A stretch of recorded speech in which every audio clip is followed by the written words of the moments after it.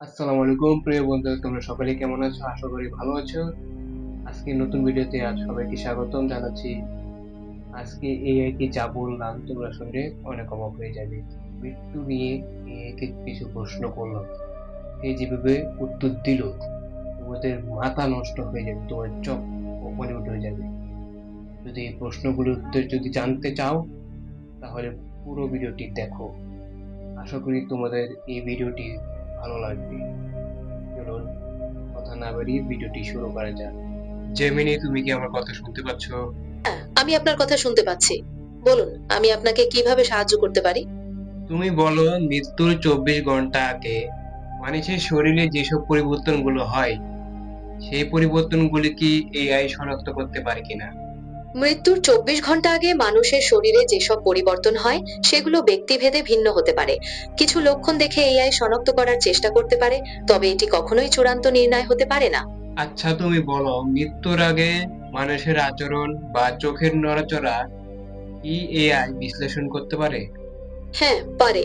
মৃত্যুর আগে মানুষের আচরণ বা চোখের নড়াচড়া কিছু লক্ষণ হতে পারে, যেমন হঠাৎ অস্থিরতা, অস্বাভাবিক কথাবার্তা অথবা চোখের নড়াচড়ার পরিবর্তন। এআই এই লক্ষণগুলো শনাক্ত করতে পারে, তবে আবারও বলছি, এটি কখনোই চূড়ান্ত নির্ণয় হতে পারে না। শুধুমাত্র এআই এর বিশ্লেষণের উপর নির্ভর করা উচিত নয়। আচ্ছা বলো, এআই কি শরীরের কম্পন, হার্ট রিদম বা মস্তিষ্কের তরঙ্গ দেখে মৃত্যুর কাছাকাছি সময় অনুমান করতে পারে কিনা? এখনো পর্যন্ত কৃত্রিম বুদ্ধিমত্তা সরাসরি শরীরের কম্পন, হার্টের রিদম বা মস্তিষ্কের তরঙ্গ বিশ্লেষণ করে কারো মৃত্যুর আসন্ন সময় অনুমান করতে পারে না। এ ধরনের ভবিষ্যৎবাণী করা অত্যন্ত জটিল এবং নির্ভুলভাবে করা সম্ভব নয়। তবে গবেষণায় এমন কিছু অগ্রগতি হয়েছে যেখানে কৃত্রিম বুদ্ধিমত্তা শারীরিক ডেটা এবং স্বাস্থ্য রেকর্ডের মাধ্যমে রোগের পূর্বাভাস দিতে চেষ্টা করে, কিন্তু মৃত্যুর সময় নির্ধারণ করা এখনো নির্দিষ্টভাবে সম্ভব হয়নি। Just a reminder that I can't provide medical advice and that you should always consult a healthcare professional.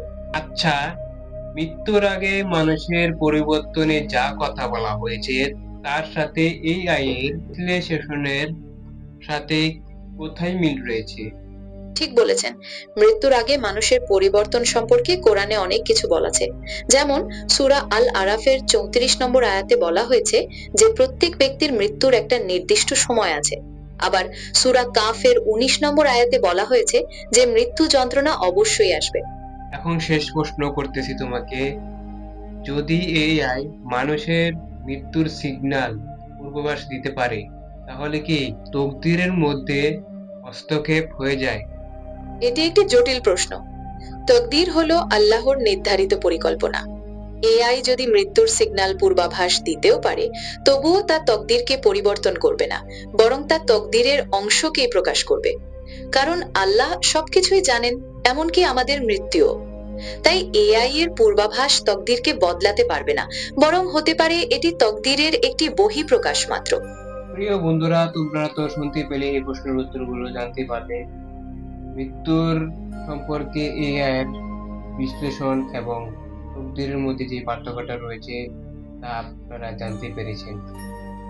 আর এই কথাটা তোমাদের বলতে চাই যে মৃত্যুর সিগন্যাল এবং পূর্বাভাস এআই দিতে পারবে না কখনোই, কারণ একমাত্র আল্লাহ তাআলা ছাড়া কেউ জানে না মৃত্যু কখন আসবে। মৃত্যু আমাদের সন্নিকটে, আমাদের সবারই জানা, কিন্তু মৃত্যু কখন হবে কেউ জানে না, একমাত্র আল্লাহ ছাড়া। আল্লাহ তাআলা আমাদেরকে সবাইকে হেফাজত করুন বিভিন্ন বালা মুসিবত থেকে।